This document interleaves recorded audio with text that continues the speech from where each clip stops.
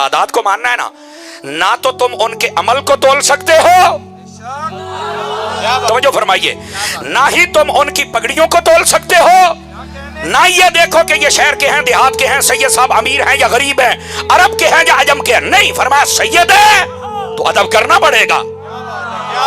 Number एक, ये आले सुन्नत। लेकिन रुको, चूंकि फितनों का दौर है, यहां आज एक मकाम आ गया कि हमें यह समझाना पड़ेगा। और आजकल के सादात जो इस अकीदे पर हैं, उनको तो लाखों सलाम, जो खुद भी समझते हैं और अपने मुताल्लिकीन को भी समझाते हैं, और जो अकीदा अहले सुन्नत की लाइन से हटकर हैं, उनको बहरहाल ये बात समझनी पड़ेगी।